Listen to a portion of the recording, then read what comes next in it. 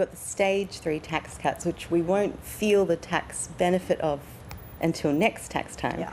But for now, what we are seeing is, of course, this increased cost of living pressure, and a lot of people will be looking forward to a tax refund as one of the largest lump sums of money that they can get in any given year.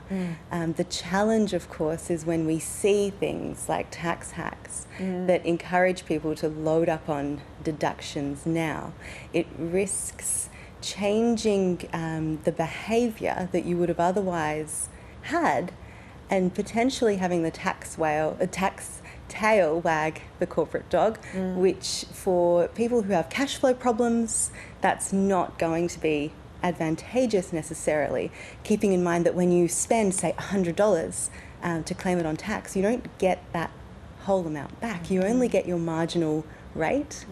So if you're on an average income, your marginal rate's going to be about 32.5 cents. So for that $100, you're only getting about $32 back.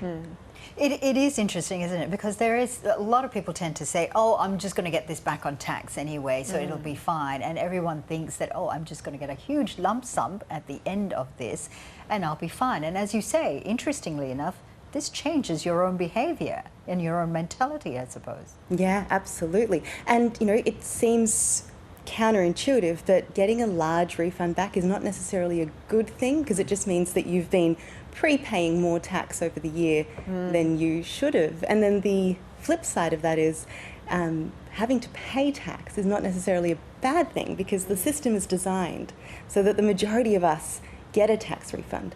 So if you're not, then you're better off than the majority of Australians. Yeah.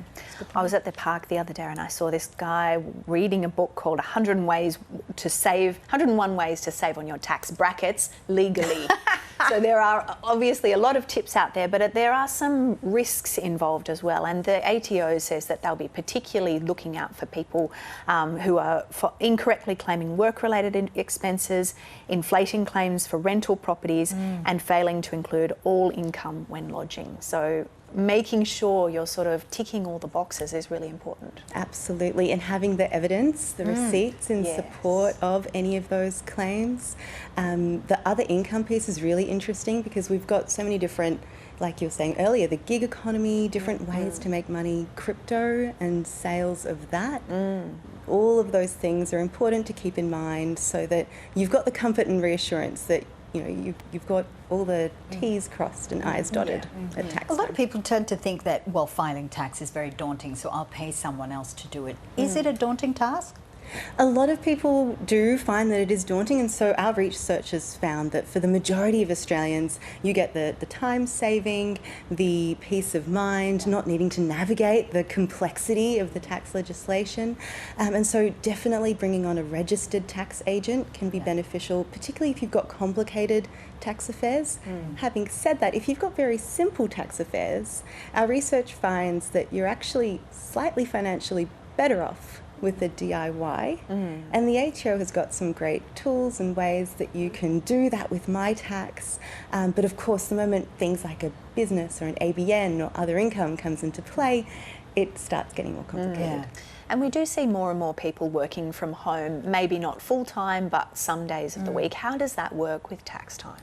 Yeah, so in the previous years, especially around the COVID years, we had different shortcut methods and calculations. That's changed now. So one of the red flags would be if that number from your previous year return is the same this year, is just to make sure that that's not a copy-paste job.